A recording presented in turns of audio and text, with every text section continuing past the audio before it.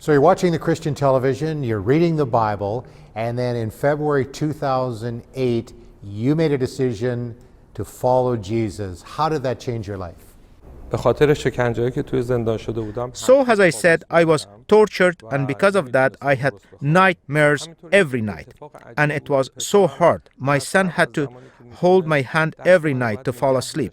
And it was this night that the pastor on the television was saying that if you want to sleep in the hand of God and receive peace, come pray with me and accept Jesus as your God and Lord. That was the beginning of the way. And I picked up the phone immediately and called the number on the screen. And the sister who picked up the phone asked if I was calling from Iran. And I said yes. And she said, this is going to be dangerous for you. And I said, if the God you are talking about is true, he is going to protect me. So I prayed with the pastor. From that night on, peace came to my life, and I was able to sleep in peace and comfortably throughout the night. And I was not nervous and didn't need my son to hold my hand anymore. It was at that moment that I decided to follow Jesus and follow his leading. It was from that time that I was able to see his presence in my life, and a lot of good things started happening in my life. Now, as you're reading through the Bible, you know that many followers of Jesus suffer persecution, and you went through some of that. Tell me about some of the challenges and the troubles you went through accepting Jesus. Many problems arose from this. The first thing, I was being rejected by family members and people around me, and then being fired from the job that I had because they were suspicious and skeptical that I had become a Christian and I was not following Islamic rules in my workplace.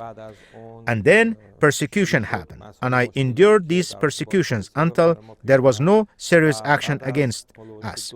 And one day, my wife and son were arrested, and I was threatened over the phone too, that if I did not return to Islam, it would cost us our lives. And I told them and asked them, give me a week. After that, I bought tickets to different places in the world, and one day I just decided to move to Turkey.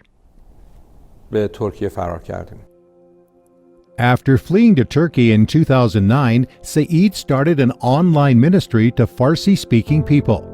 In 2014, he came to Canada with his family as a refugee and continued his online church ministry. Now the pastor of 3 congregations, including Emmanuel Baptist in Toronto. Saeed has seen more than 1,300 Farsi-speaking people come to Christ, many getting baptized. You have underground churches in both Iran and Afghanistan.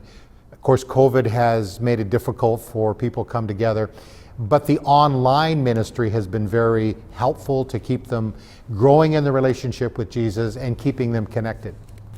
In Iran, we had about 40 underground churches that I was serving for Iranian and Afghan people. And when COVID hit, these churches had to move to online services. So now I have been able to serve Iranian and Afghan people in online services as well as home churches. Do you hope to go back to Iran someday? Because I know you have family and friends there, and there is definitely a sacrifice for somebody coming from your background in Iran, leaving Islam to become a follower of Jesus. But it must be hard at times on your heart with your family back in Iran. Would you like to go back and see them someday? It is my dream to go back to my home country, Iran, and serve Iranians there as well as here, and be able to preach to them where they are. It is unfortunate that I cannot be with my family and friends and relatives there. I will try my best and hope for the best that one day this will happen eventually. ولی متاسفانه فعلا امکان نداره، ولی ما براش دعا میکنیم.